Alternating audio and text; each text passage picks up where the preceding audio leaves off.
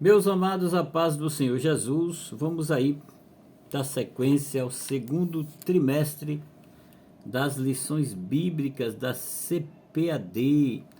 Nós estamos estudando nesse segundo trimestre a carreira que nos está proposta, o caminho da salvação, santidade e perseverança para chegar ao céu. O comentarista é o pastor Osiel Gomes e nós estamos chegando aí na lição de número 5, os inimigos do cristão, é a lição de número 5. O texto áureo dessa lição está inserido em Gálatas 5, versículo 25 e 26. Essa lição será ministrada no dia 5 de maio de 2024. O texto áureo da lição diz assim: se vivermos no Espírito, andemos também no Espírito, não sejamos cobiçosos de vanglórias, irritando-nos uns aos outros, invejando-nos uns aos outros.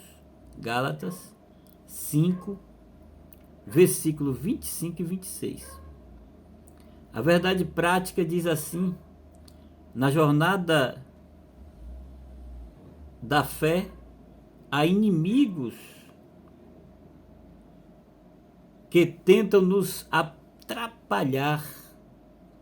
O diabo, a carne e o mundo, mas em Cristo somos mais que vencedores. Então, os inimigos do cristão são basicamente três.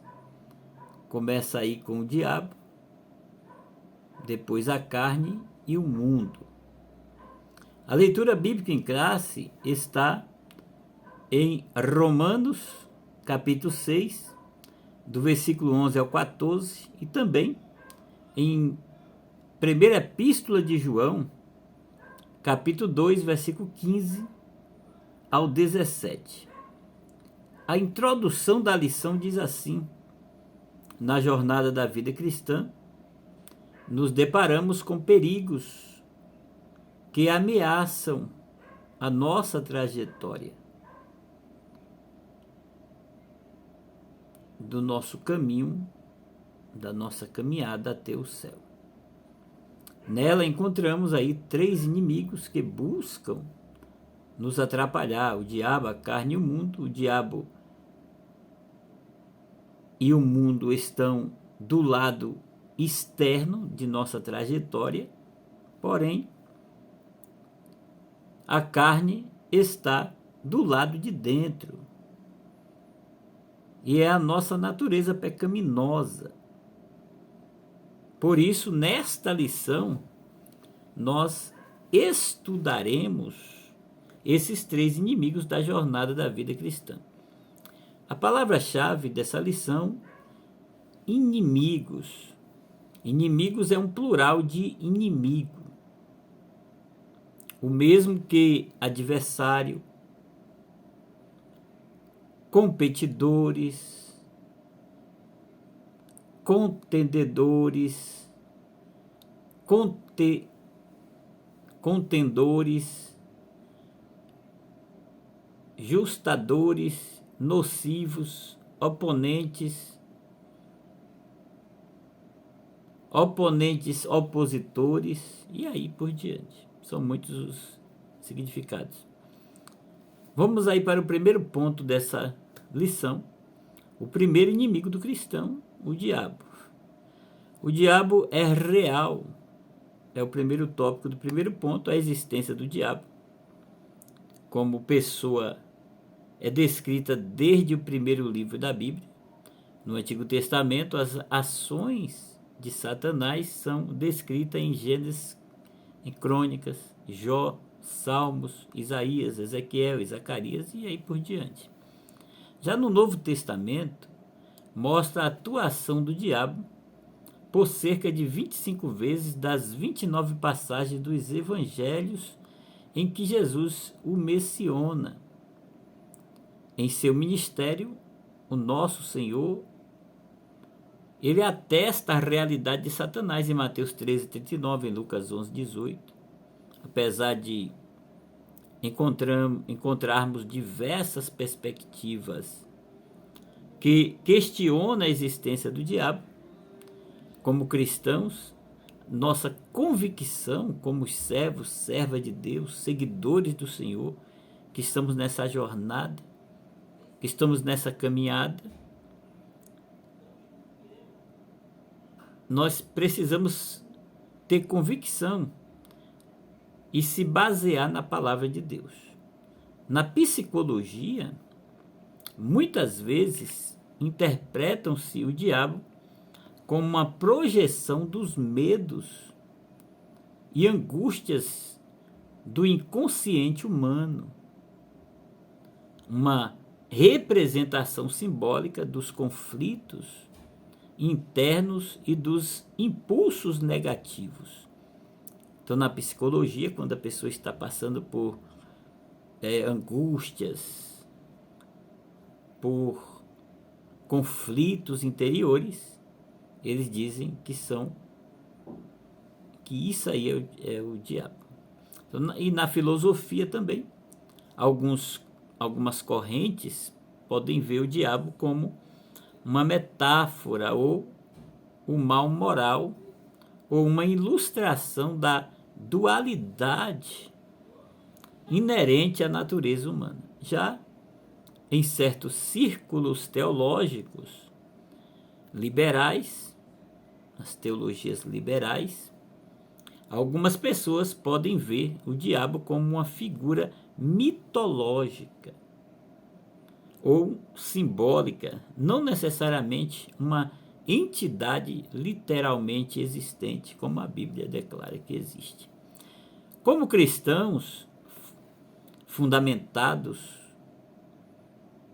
na nossa crença na existência do diabo, segundo a palavra de Deus, as Escrituras Sagradas, tanto no Antigo quanto no Novo Testamento, testemunha sobre a existência e as atividades malignas, as ações diabólicas.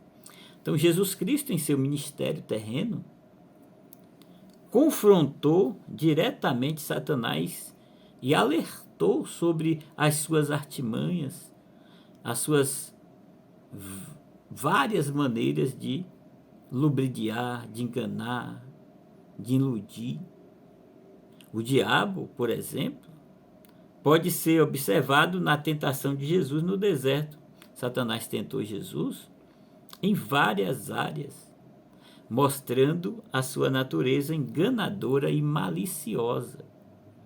No entanto, Jesus ele resistiu à tentação, resistiu firmemente, demonstrando a maneira pela qual nós devemos tomar como modelo e também enfrentar e vencer os ataques do diabo por meio da palavra de Deus, que Jesus venceu com a palavra.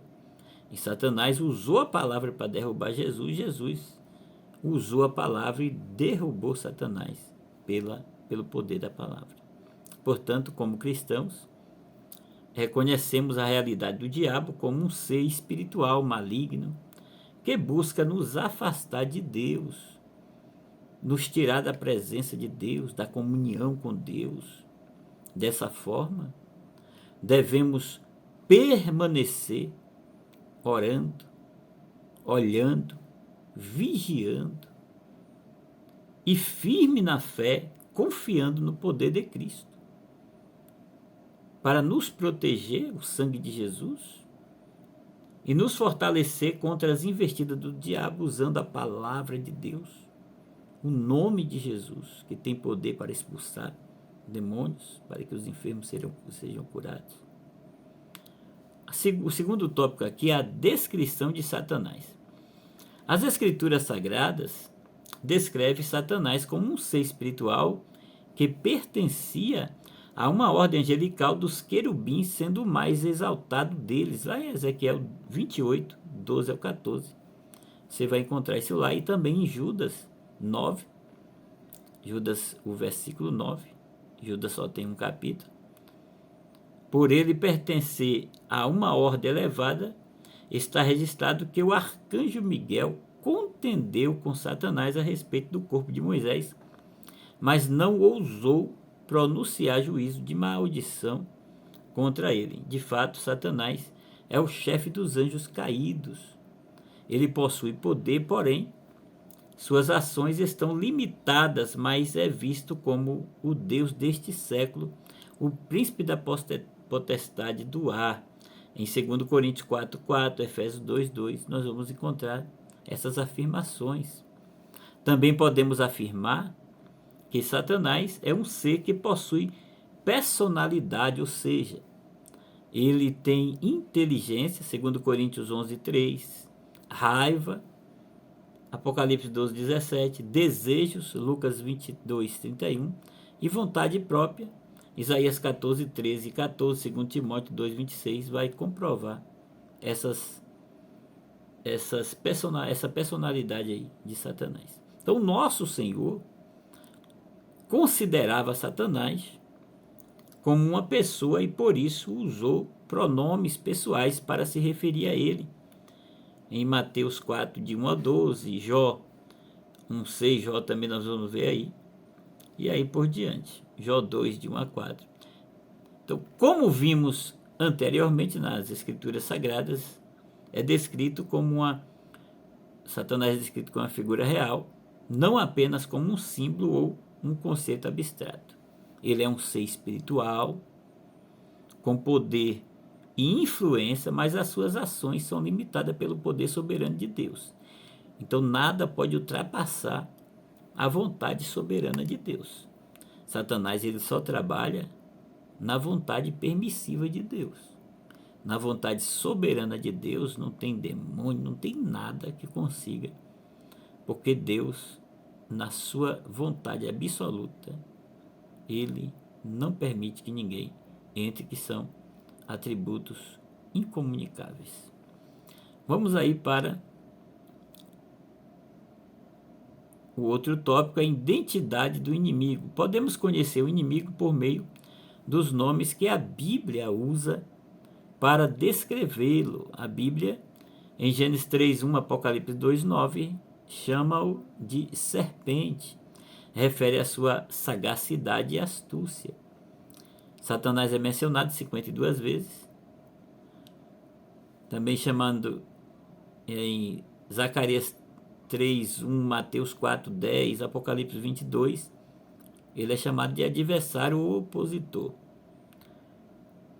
Em Mateus 4:1, Efésios 4:27, é chamado de diabo e aparece aí 35 vezes também como acusador, maligno, que revela o seu caráter, 1 João 5:18 e 19.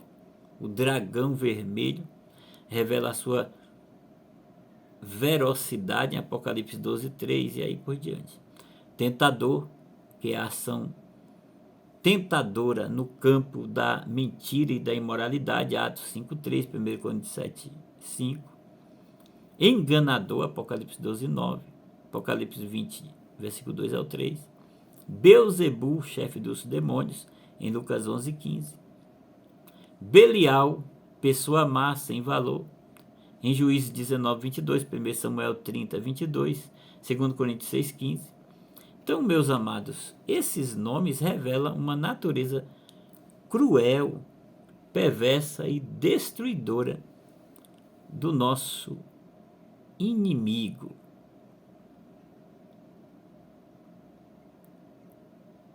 A sinopse aqui do primeiro ponto diz: o primeiro inimigo do cristão é o diabo. É descrito na Bíblia como um ser real. Vamos para o segundo ponto da lição. O segundo inimigo do cristão, que é a carne. Então nós aprendemos aí que esse primeiro inimigo, o diabo, Satanás, ele é externo. Esse segundo inimigo aqui, que é a carne, ele é interno. É a natureza pecaminosa do homem. O conceito bíblico de carne, há 4 definições para a palavra carne na Bíblia. A primeira definição é o tecido muscular do corpo humano e dos animais, em Gênesis 2:21. O segundo conceito de carne na Bíblia é o corpo humano inteiro, em Êxodo 4:7. O terceiro conceito de carne na Bíblia é o ser humano segundo a sua fragilidade e mortalidade, em Salmo 78:39.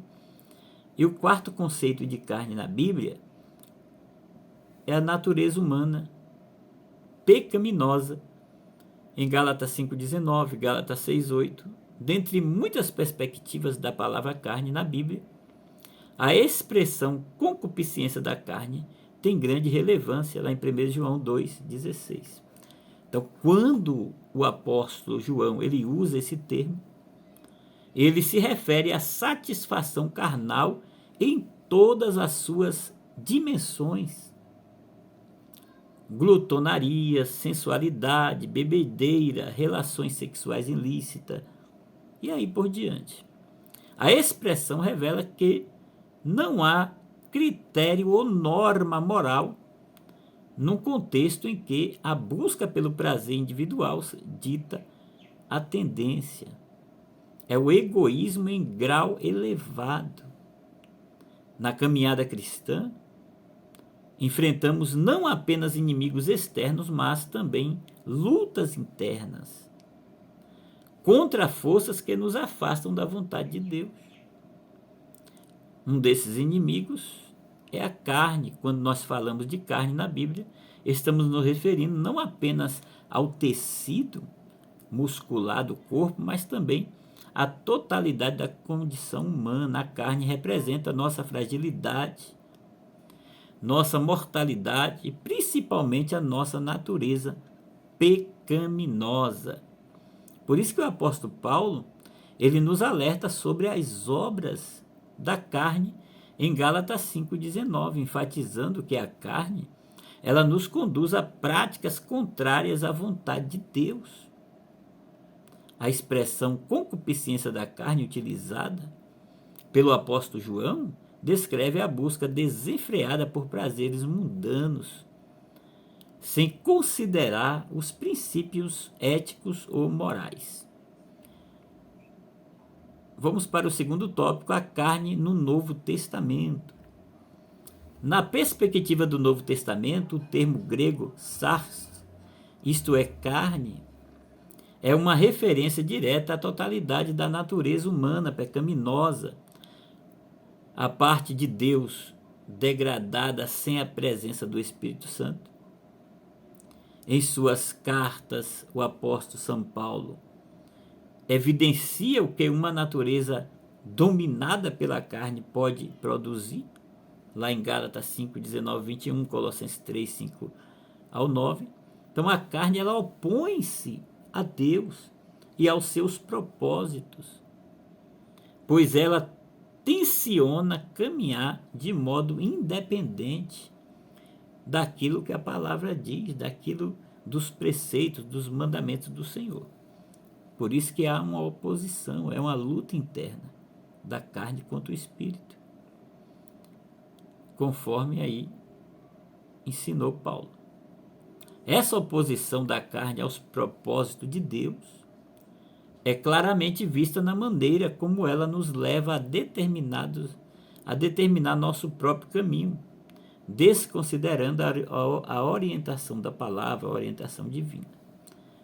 No entanto, nós precisamos permanecer firmes, orando, consagrando, buscando para vencer as tentações da carne.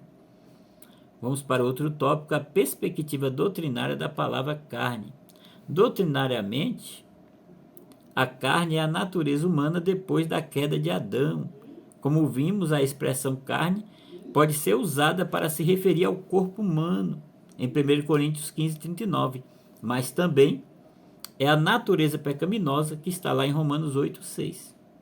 Nesse sentido, embora uma mesma palavra possa trazer sentidos diferentes, não há razão de confundir-se entre carne como corpo e carne como natureza pecaminosa, pois o que é produzido pela natureza pecaminosa logo é reconhecido como, por exemplo, a idolatria é uma obra da carne, ou seja, da natureza humana pecaminosa. A sínopse aqui do segundo ponto diz: O segundo inimigo do cristão, a carne, pode se referir ao corpo, mas também à natureza caída e pecaminosa. Vamos fechar a lição aí no terceiro ponto da lição. Vamos para o último inimigo, que é o mundo. O terceiro inimigo do cristão é o mundo. Primeiro ponto, perspectivas bíblicas da palavra mundo. Há 5 conotações bíblicas para a palavra mundo. Em Salmo 24:1, a primeira perspectiva é o mundo como terra, o globo terra, o cosmo. A segunda perspectiva é o conjunto das nações conhecidas, lá em 1º livro dos Reis 10:23. A terceira perspectiva para o mundo é a raça humana, em Salmos 9, o verso 8, João 3:16. A quarta perspectiva para a palavra mundo na Bíblia é o universo, em Romanos 1:20. E a quinta e última perspectiva na Bíblia para a palavra mundo, os que se opõem a Deus. Esses têm o diabo como chefe e vivem na impiedade. Em João 12:31, João 15:18. Então, de modo geral, a Bíblia usa a palavra mundo para descrever 2 grandes realidades. A primeira realidade, o planeta Terra em que habitamos, lá em Salmos 19:4.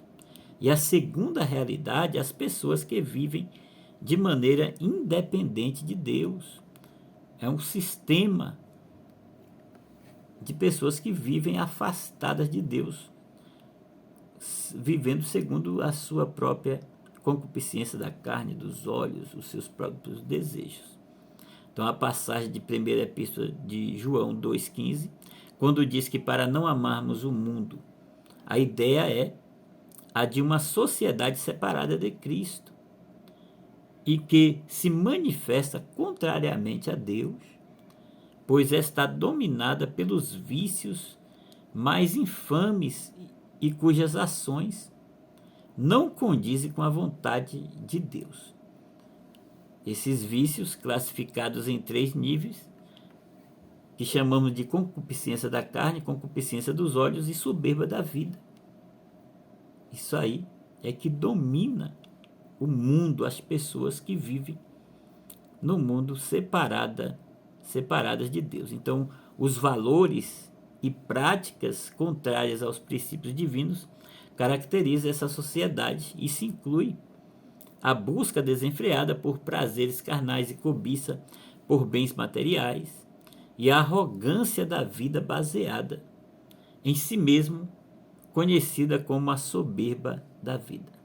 Então, esses 3 níveis de vício infame é o segundo tópico aqui do terceiro ponto. A concupiscência da carne, dos olhos e a soberba da vida são níveis de vícios infames que todo cristão encontrará diante de sua jornada. A concupiscência da carne tem a ver com a natureza humana completamente dominada pelo pecado, corrompida, decaída. Todo ato do corpo para fins maléficos e imorais é chamado de concupiscência da carne. Esse vício se manifesta em ações físicas que buscam a satisfação dos desejos pecaminosos. Um exemplo disso inclui a prática da fornicação, adultério, glutonaria, sensualidade, onde colocar o prazer sexual acima dos princípios e valores divinos e comuns. 1 Coríntios 6,18. A concupiscência dos olhos tem a ver com tudo que envolve a mente e a imaginação. Ela cria o desejo pelas coisas pecaminosas oferecidas pela mídia, músicas, filmes, literatura, a arte para ceder aos desejos carnais. Aqui estamos lidando com os desejos e fantasias da mente e da imaginação do ser humano. Isso pode incluir o desejo por riquezas materiais, como a cobiça por bens alheios, a inveja das conquistas dos outros e o consumo excessivo de entretenimento que promove valores contrários aos princípios da palavra de Deus. A pornografia é um exemplo claro desse tipo de vício, onde a busca por satisfação visual leva à indulgência em conteúdos obscenos e imorais que corrompem a mente e também o coração. E por último, temos aí a soberba da vida. Esse nível de vício expressa a autoglorificação do homem no pecado, denotando aí seu egoísmo, seu egocentrismo, a sua egolatria, a vanglória e o ateísmo. É um homem da atualidade desprezando o Criador em oposição à deliberada. Exemplos práticos desse vício incluem a arrogância, a busca por status, poder, vaidade e a idolatria do eu, que é egolatria. Vamos aí para o outro tópico, vencendo o mundo. Há um sistema carnal que age sob o controle do maligno, que busca nos remover do caminho que leva ao céu, por meio de ideologias anticristãs, estilos de vidas que não estão pautados na palavra de Deus, que não glorificam a Deus, e formas contrárias aos valores que a Bíblia nos ensina. E para vencer esses inimigos, que é Satanás, a carne e o mundo, devemos ser cheios do Espírito Santo. É que está em Efésios 5,18. É preciso também viver plenamente em Cristo, fazendo a vontade de Deus em Mateus 7,21. Sendo assim, precisamos nos sujeitar a Ele e resistir ao diabo, pois temos a sublime promessa: se fizermos assim, ele fugirá de nós. É o que está em Tiago 5,7.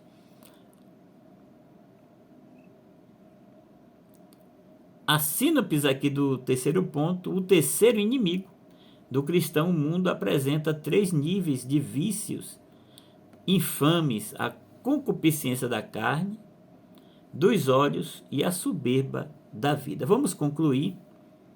O apóstolo Pedro, ele nos adverte a respeito do plano do inimigo em nos tragar, em 1ª Epístola de Pedro 5,8. Vamos ver isso lá. Com o objetivo de destruir a obra realizada por Cristo em nossas vidas. Ele quer enfraquecer a nossa caminhada rumo aos céus. A ação diabólica é feita mediante aos ataques do inimigo. Então, para não ceder aos seus ardes, precisamos viver constantemente sob a presença do Espírito Santo, preparados e fortalecidos em Deus. É o que está em Gálatas 5,16, Efésios 6,10. Nos demais, irmãos meus, fortalecei-vos no Senhor e na força do seu poder, que possamos vencer Satanás, nós mesmos, a carne, e também o sistema, o mundo. Que Deus te abençoe.